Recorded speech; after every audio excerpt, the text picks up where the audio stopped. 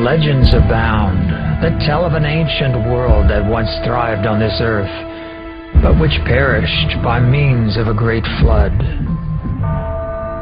The Babylonian epic of Gilgamesh and the legend of the lost continent of Atlantis are just two. Variations of this story exist in the folklore of all people, evidence that the disaster left a lasting impression on the collective memory of mankind. But only the Bible gives an unembellished account of why God destroyed the world. The 6th chapter of Genesis tells us that spirit sons of God, angels, materialized as men in order to procreate with women. The Bible says that they chose as many wives for themselves as they wanted. The result of the unnatural union between angels and sinful women was the birth of a freakish race of violent giants called the Nephilim. The account says that they were the mighty ones of old, the men of fame. Evidently, the exploits of the rebellious angels and the Nephilim are reflected in Greek mythological tales of violent giants and demigods. Under the influence of the rebellious angels, the world became ruined in the sight of God.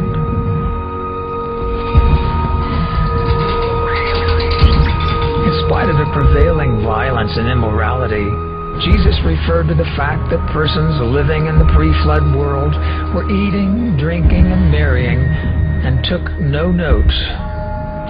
And all the while, Noah was sounding the warning of God's coming judgment and building an enormous ark according to God's specifications for the preservation of mankind and the animals and the birds of the earth.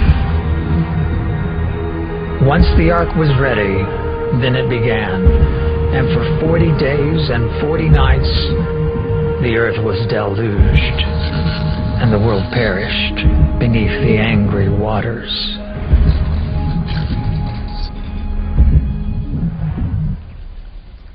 But what happened to the rebellious angels?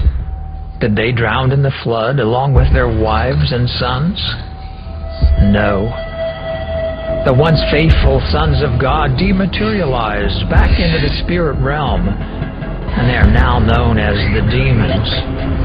Under their king, Satan the devil, the demons are the actual unseen rulers of this world.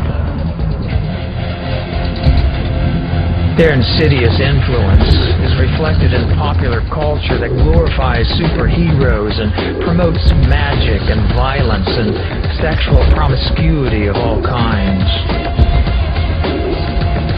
As a result of their misleading influence, the world is self-absorbed with the everyday cares and attractions of the world, eating and drinking and marrying, just as in the days of Noah.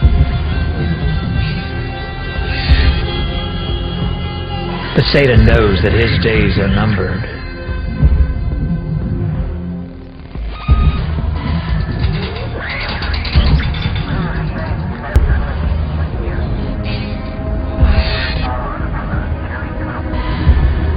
Just as the watery deluge was suspended in heaven over the earth, the Christian apostle Peter informs us that the heavens and the earth that are now are stored up for fire, reserved until the day of God and the destruction of ungodly men.